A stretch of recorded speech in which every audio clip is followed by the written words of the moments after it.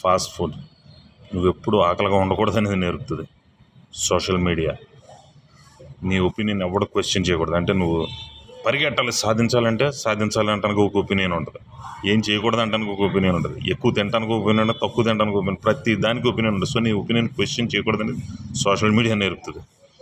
TV నీ జీవితంలో నువ్వు ఎప్పుడు బోర్డ్ అవ్వకూడదు, బోరింగ్గా ఉండకూడదు అనేది టీవీ నేర్పుతుంది.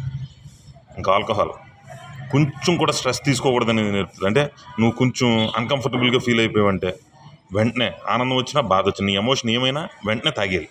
తాగకపోతే ఇంకేమన్నా ఉందా ఇవ్వ తట్టుకోలేం. నికోటిన్ అంటే కొంచెం స్ట్రెస్ తీసుకున్నావా వెంటనే కాల్చేయాలి. స్ట్రెస్ అస్సలు ఒప్పుకోకూడదు. పోర్నోగ్రఫీ ఇంకెంతకన్నా దరిద్రం లేదు. మనుషుల్ని ఆపోజిట్ సెక్స్తో మాట్లాడటానికి కూడా లేకుండా చేసేసింది. ఇంక నీకు ఎక్సైట్మెంట్ లేని ఒక దరిద్రపు జీవితాన్ని తీసుకొచ్చేసింది. అంటే ఈ రోజున్న మోడర్న్ ఎన్వైర్న్మెంట్ ఏం చేసిందంటే మనుషుల్ని ప్రశాంతంగా బతకటం అనేది అంటే చిన్న డిస్కంఫర్ట్ కూడా తట్టుకోలేని ఒక పరిస్థితికి తీసుకొచ్చేసింది. కొంచెం డిస్కంఫర్ట్ అంటే ఏసీ లేకుండా సరదా కాసేపు కూర్చోండి, ఓపెన్ ఎయిర్ తీసుకోండి, కూర్చోండి, కొంచెం చెమట పట్టినండి, వ్యర్థాలు బయటకు పోతాయి. నీ బ్రెయిన్లో ఉన్న మెంటల్గా ఉన్న ఫిజికల్గా ఉన్న వ్యర్థాలు బయటకు పోతాయి. Which is healthy. Live natural,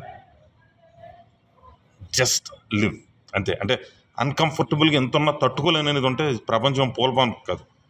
enjoy the life. Just ఆ డిస్కంఫర్ట్ని యాక్సెప్ట్ చేయండి.